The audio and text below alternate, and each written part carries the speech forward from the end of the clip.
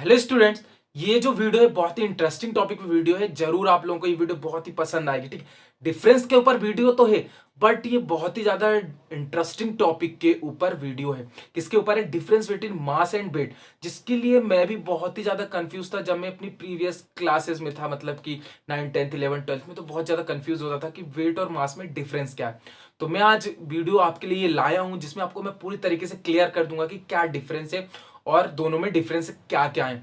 और ये वीडियो जो है मैं इसलिए बना रहा हूँ क्योंकि मैंने यूट्यूब पे सर्च किया था और यूट्यूब पे मैंने देखा कि जो वीडियोस है मास और वेट के बीच में जो डिफरेंसेस हैं उनमें बहुत ही कम वीडियोस हैं। ठीक है, और उसमें क्लियरली बताया भी नहीं गया है।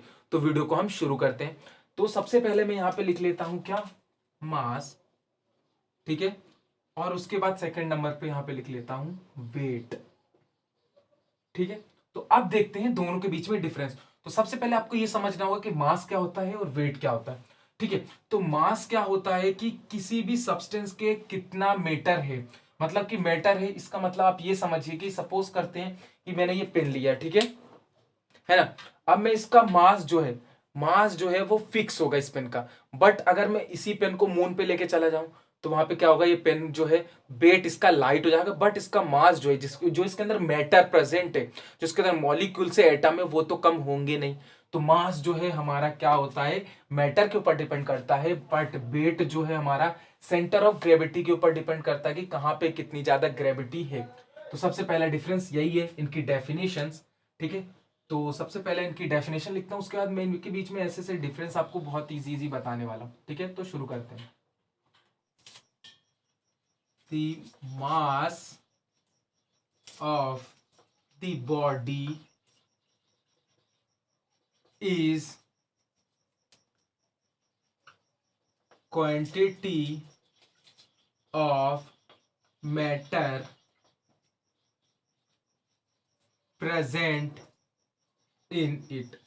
तो मास हम किसी भी बॉडी का क्या कहते हैं? जो उसके अंदर क्वांटिटी ऑफ मैटर प्रेजेंट होता है। बट वेट जो होता है वो एक तरीके का फोर्स है। तो देखिए हम क्या लिखते हैं? The force with which the body is attracted towards the center of gravity is known as weight। ठीक है, अभी जो मैंने इतनी बड़ी डेफिनेशन लिखी है, मैंने इतनी बड़ी डेफिनेशन इसलिए लिखी क्योंकि आपको ये डेफिनेशन पढ़ के ही समझ जाएगा। वेट जो है एक तरीके का फोर्स होता है जो कि हमारी सेंटर ऑफ ग्रेविटी की तरफ लगता है। यानी कि अगर मैं यहाँ पे खड़ा हूं तो मेरा जो वेट है वो पता है कहाँ लग रहा होगा? नीचे लग रहा होगा। कहां पर? अर्थ की सरफेस पे लग रहा होगा। ठीक है, और ये सेंटर ऑफ ग्रेविटी की तरफ जाता है। ठीक है, तो इसी के ऊपर डिपेंड करता है क्या हमारा यहाँ पर?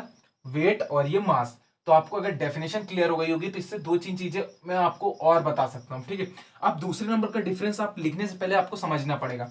देखिए, मास जो है किसी भी सब्सटेंस का या किसी भी चीज का यहाँ पर कांस्टेंट होता है हमेशा।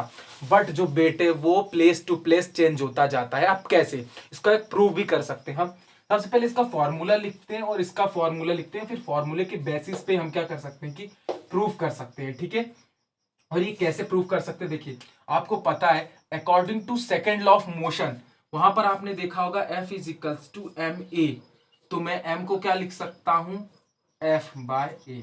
ठीक है, किसी भी मूविंग बॉडी के लिए, यहां पर स्टेडी स्टेट में नहीं, किसी भी मूविंग बॉडी के लिए मास जो है वो क्या होता है? F is equals to m is equals to F by A. ठीक है, अब यहां पर एक चीज आप देख रहे हैं कि जो मास है वो वेट के ऊपर डिपेंड नहीं करता है। बट अगर आप यहां पर वेट का फॉर्मूला देखें तो W is equals to M G होता है, मतलब कि मास के ऊपर हमारा वेट डिपेंड करता है। ठीक है, मास तो रहता ही और ग्रेविटी इसके क्या है? मल्टीप्लाई में। तो अब मैं इसको फॉर्मूले से आपको कैसे बता सकता हूं कि ये चेंज होता जाता है? ये प्रूव कर सकते हैं हम इसको।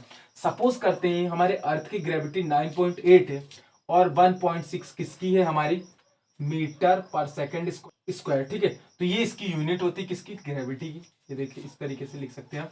अब ये कैसे चेंज होता है? ये हमारा क्या है? 1.62 है, सॉरी 1.62 क्या होता है? हमारे मून की ग्रेविटी। अब अगर हम यहां पर सपोज करते हैं वेट जो है हमारे इस पेन का, वेट नहीं, यहां पर मैं कह सकता हूं मास, ठीक है, क्योंकि वेट तो हमें निकालना है, तो मास अगर इसका 10 kg है, ठीक है, और यहाँ पर हमारा जो यहाँ पर ग्रेविटी हो जाएगी, वो हम अर्थ की बात करेंगे तो कितनी होगी, 9.8 मीटर पर सेकेंड स्क्वायर, ठीक है। अब यहाँ पर हम इसका अगर वेट निकालेंगे तो क्या होगा, यहाँ पर वेट कितना निकल जाएगा, 10 × 9.8, और इसका यूनिट हो जाएगा न्यूटन। और आपको एक चीज पता होनी चाहिए, देखिए इससे हमारे बहुत सारे कंक्लूजन्स निकलते हैं। देखिए यहाँ पर कितना हो जाएगा इसका आंसर, फिर मैं आपको इसका कंक्लूजन बताता हूँ। तो इसका 98 न्यूटन क्या होगा, इस तरीके से वेट लिख सकते हैं। और मून पे क्या होगा कि अगर 1.62 का आप इससे मल्टीप्लाई करेंगे तो समथिंग 6.2 के अकॉर्डिंग हमारा क्या हो जाएगा आंसर, यहाँ पर न्यूटन में आ जाएगा। तो इससे आप 2-3 चीजें बहुत सारी क्लियर हो सकती हैं, इससे ही आप बहुत सारे डिफरेंस बना सकते हैं। देखिए दूसरे नंबर का डिफरेंस हमारा क्या है, यहाँ पर मैंने आपको बताया इनका फॉर्मूला, और इस फॉर्मूले से आपने क्या किया कि एक इस तरीके की कोई वैल्यू सपोज करके और इस फॉर्मूले में पुट की। तो देखिए यहाँ पर मैं ऊपर का रफ करना चाहूंगा, अगर आपने ऊपर का लिख लिया है, ठीक है, तो रफ करने से पहले मैं आपको बता देता हूँ। देखिए ये केजी लिखा हुआ है और केजी मास का लिखा हुआ है, इसका मतलब आप यहाँ पर क्या थर्ड डिफरेंस कर सकते हैं कि unit of mass is KG, और यहां पर यूनिट जो होती है किसकी, यहां पर वेट की, न्यूटन, ठीक है। तो आप थर्ड डिफरेंस अपने आप लिख सकते हैं, ये न्यूटन और ये केजी, ठीक है। अब इसके बाद एक और डिफरेंस आप क्या लिख सकते हैं कि प्लेस टू प्लेस जो है, देखिए आपके अर्थ में हमारी जो वेट है वो क्या होगा, 98 होगा, बट अगर हम मून पर जाएंगे तो वहीं पे हमारा वेट जो है कम हो जाएगा, ठीक है। तो ये क्या हो रहा है कि प्लेस टू प्लेस वेरी कर रहा है, क्या हो रहा है, चेंज हो रहा है। तो मैं एक डिफरेंस क्या लिख सकता हूं कि mass is constant eight anywhere, ठीक है, बट वेट जो है हर जगह कांस्टेंट नहीं है।